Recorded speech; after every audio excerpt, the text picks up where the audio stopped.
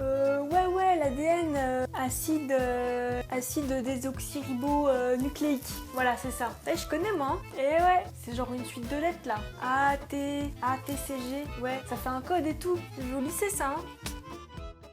Bon, alors, entendons-nous bien, j'ai rien contre les cours dispensés au lycée. C'est juste que j'ai remarqué que c'était un sujet qui était en général mal compris par les élèves. Parce qu'on nous claque un peu tout tel quel, en commençant par la fin, et allez, paf, hein. On te parle de réplication cellulaire, de variabilité génétique, alors que tu viens à peine de voir la structure de l'ADN, et encore, hein, et qu'il y a surtout plein d'autres trucs à voir avant, et on finit par être un peu perdu. Et puis surtout, si tu veux continuer dans cette voie et que t'arrives à la fac, les profs, le premier truc qu'ils vont avoir à faire, c'est pas t'apporter des connaissances. Non, ce sera de te mettre un de stop de cow-boy quand t'arriveras avec tes idées toutes préconçues. Enfin, moi je suis pas prof, j'ai pas vocation à l'être et encore moins à faire mieux. C'est juste que quand je prends un petit peu de recul, c'est quelque chose qui m'interpelle.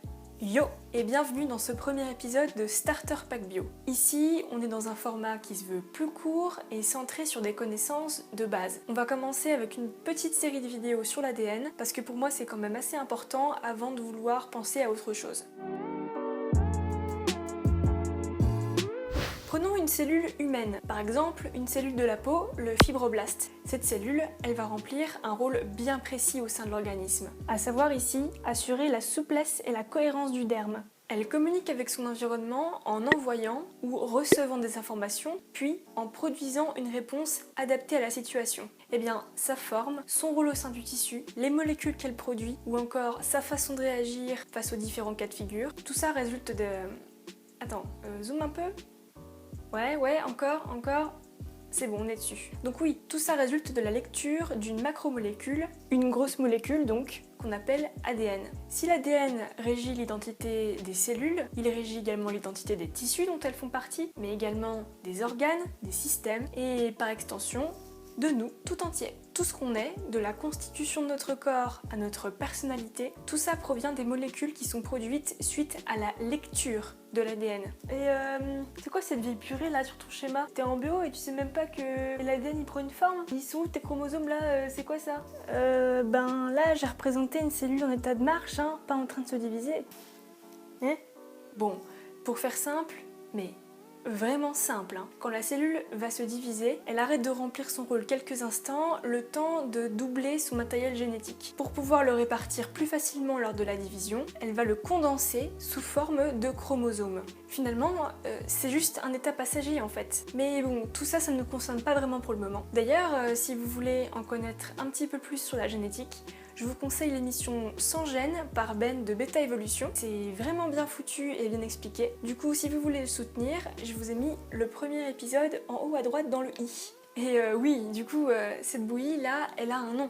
Ça s'appelle la chromatine. Et plus précisément, il y en a deux sortes. Il y a l'euchromatine qui correspond à des régions de l'ADN qui sont en train de s'exprimer. Elles sont décondensées. Et il y a l'hétérochromatine qui correspond, elle, à des régions qui ne sont pas en train de s'exprimer. Elles sont condensées. L'ADN, en fait, c'est un peu comme un gros bouquin de cuisine, avec à l'intérieur toutes les recettes nécessaires au fonctionnement du corps dans son ensemble. Seulement, comme les cellules, elles sont souvent spécialisées dans un seul domaine, elles vont pas avoir besoin de toutes les recettes. Elles vont donc aller chercher dans le bouquin et sélectionner ce qui leur est utile là-dedans. C'est un petit peu le rôle de ce qu'on appelle les ARN polymérases, qui vont venir se positionner sur la région de l'ADN qui contient la recette à réaliser, elles la lisent et en même temps produisent ce qu'on appelle un ARN. C'est une sorte de copie carbone qui va être réalisée autant de fois que nécessaire, puis distribuée à des cuisiniers en dehors du noyau. Ces cuisiniers, on les appelle les ribosomes. Eux, avec la copie carbone de la recette, vont produire les plats,